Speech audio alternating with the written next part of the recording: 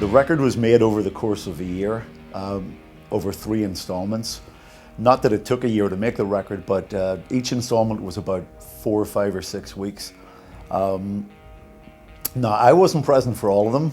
I missed the whole middle section of the record. I was in LA dealing with some medical bollocks. Viv's illness, you know, played a part in pretty much how we approached things after we'd done the Viva Hysteria thing in Vegas.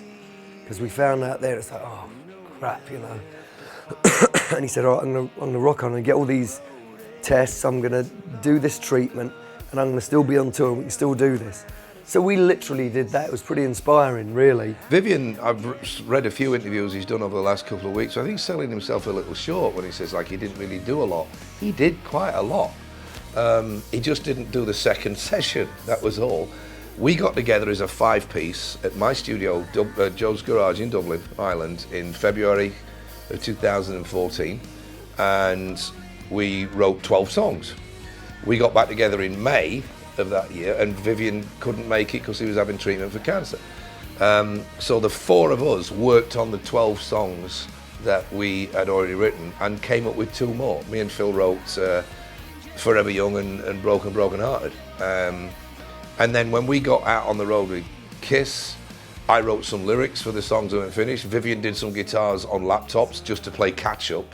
And then we all finished everything off together when that tour was over. So, you know, it didn't directly affect anything because the initial 12 songs that we wrote, Vivian was there for.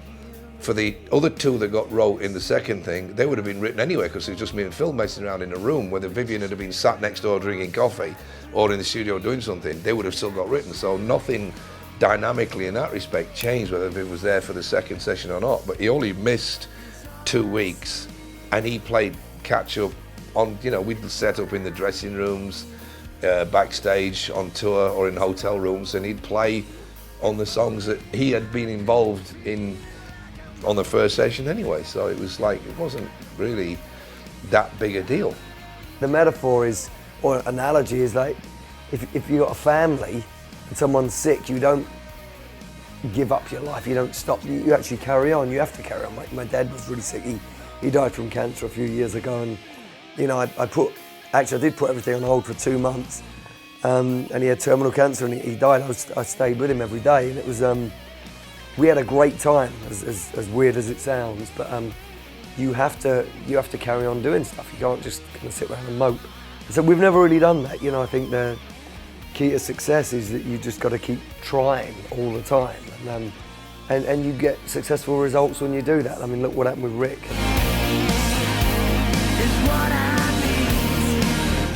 Yeah, I've been dealing with lymphoma for the last almost 3 years.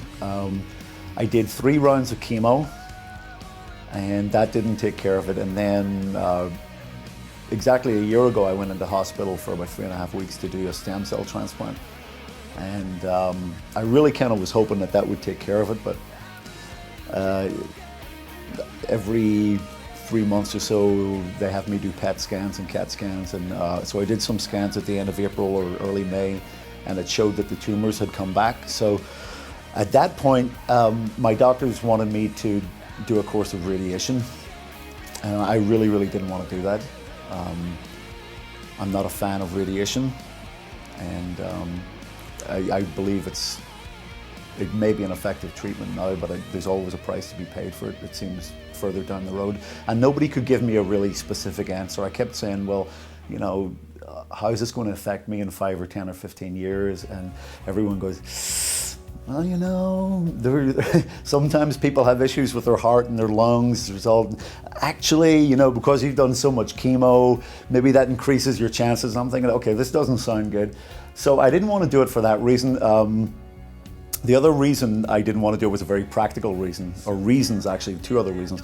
I'm intensely claustrophobic, and the whole process of doing radiation to treat my lymphoma, which is up here in my neck and in my chest, they literally pin you to a board and stick you in a tube for 40 minutes every day for 3 weeks. And I said, I can't do that. I mean, when they were testing me out for this thing, they had to sedate me. I started to freak out. So I said, on a practical level, I just can't do this.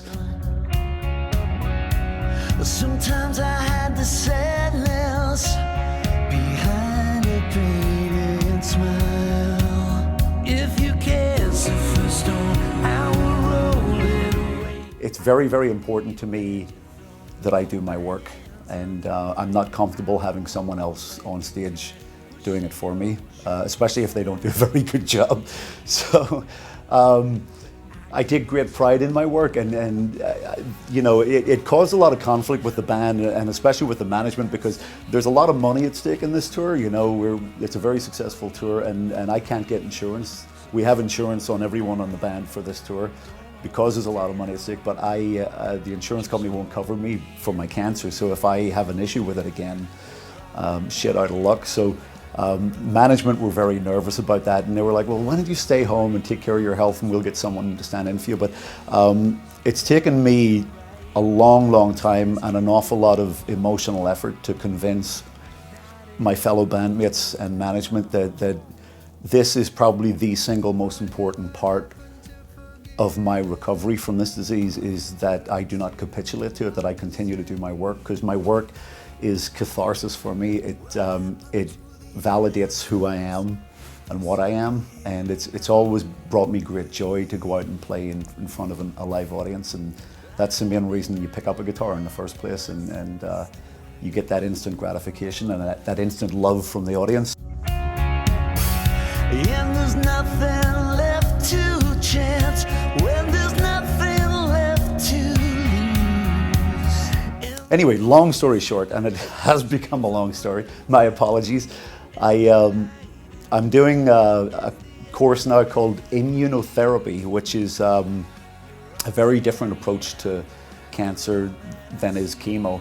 Chemo is kind of like, the analogy I always like to draw is chemo is like carpet bombing. It just comes in and it kills every fast-growing cell, which is why your hair falls out and your skin goes weird and your nails. It kills everything in an attempt to kill the cancer.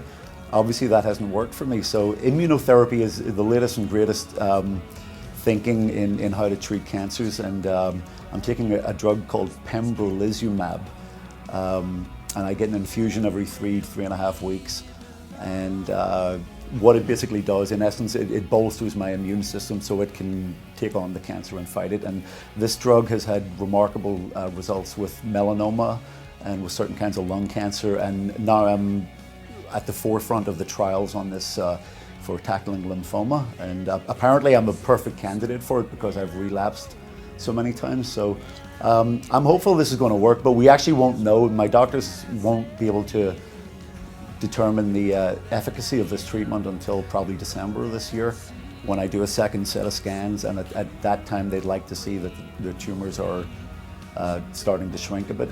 So, and if that's the case, I'll be able to do this treatment for 2 years and continue to work.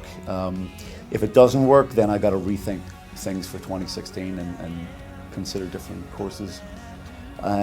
So it's been great, best possible outcome for me. I won't miss any shows on the rest of the tour, either here in America or in Asia, Australia, and UK. It does, however, mean that I have to travel a lot. I do an awful lot of flying to fly back and forth to Los Angeles every 3 weeks and to get an infusion for this, but I'll take that over the alternative.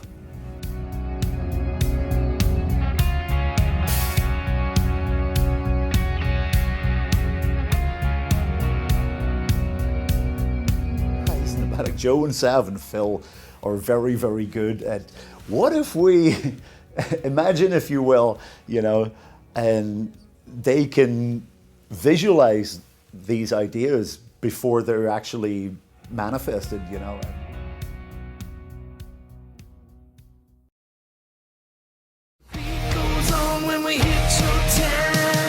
Well, I'd have to go with Let's Go first, because it's so classically Leppard that it came very naturally. You know, a lot of people might think that we just sat down to try and rewrite Sugar, but we didn't. That's a song that was very close to my heart. It was something that was